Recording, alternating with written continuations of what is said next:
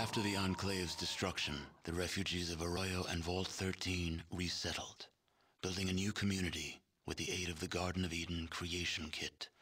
Finding themselves hundreds of miles from their vault, the members of Vault 13 chose to join the villagers in establishing a new community, and their technical expertise, combined with the villagers' survival skills, allowed the new settlement to grow and prosper. 2 generations of the same bloodline were reunited, and their savior, the Chosen One, became elder, presiding over the village in the years to come.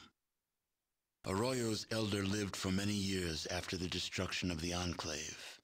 She was pleased that the ancient separation between Vault 13 and the Vault Dweller had been reconciled, and many were the times she told you that she wished the Vault Dweller were alive to have seen the reconciliation take place.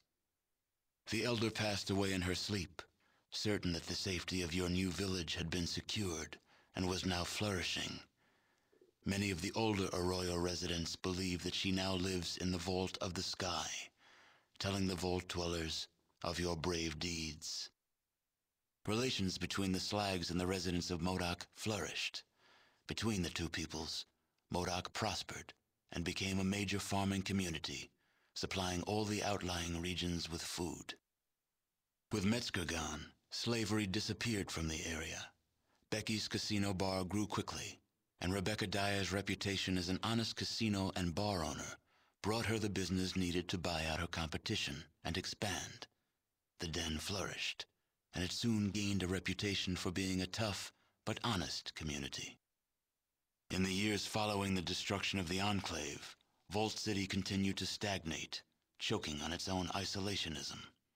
Its Vault 8 generator, which was never intended to support such a large population, prevented Vault City's necessary expansion. Eventually, the city was absorbed by NCR, which had spread steadily northward since its founding. Less than a month after the Enclave's destruction, a mob war broke out in New Reno streets. The Rights, armed with an arsenal of weaponry that dated back to the pre-war years, leveled the casinos of the other families with rocket launchers. The mob war was clocked as lasting a little over 43 minutes, and when the smoke cleared, half of New Reno had been demolished. To this day, it is commonly taught that the Wright family were the founders of New Reno.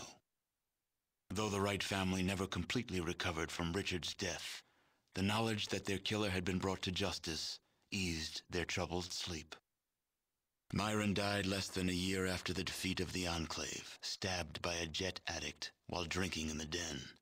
His discovery of Jet was quickly forgotten, and now there is no one who remembers his name.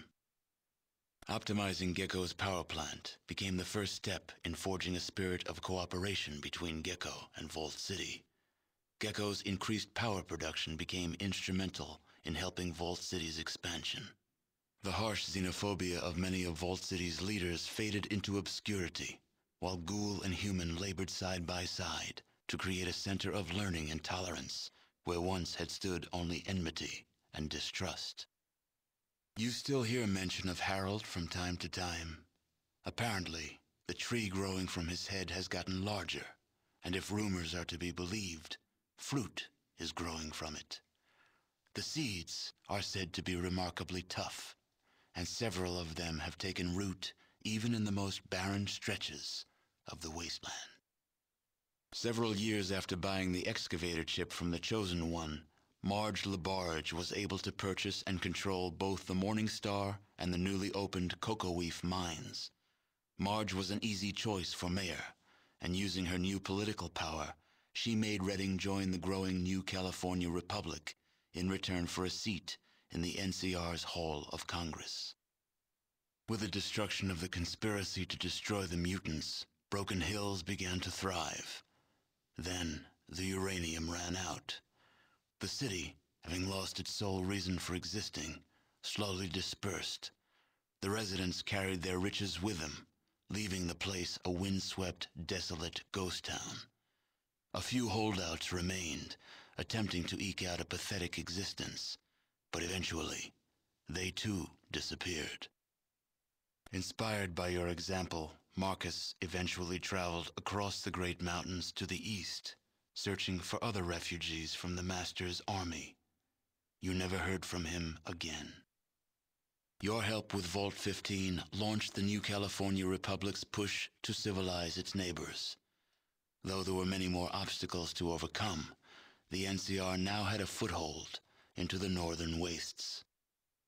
With the support of the new California Republic, the Vault 15 squatters soon became self-sufficient and productive members of society.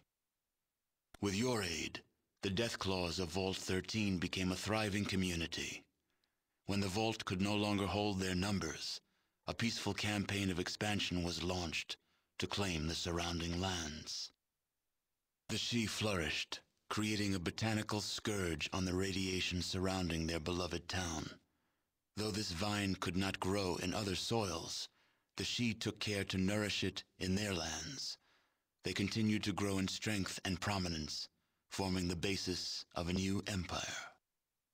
The scientists grew tired of waiting for the Starfather to come for them or provide the fuel they needed. Using a cheap derivative fuel, they launched an abortive effort to reach the stars themselves. Their shuttle exploded moments after takeoff. As for the tanker vagrants, well, as vagrants do, they drifted on.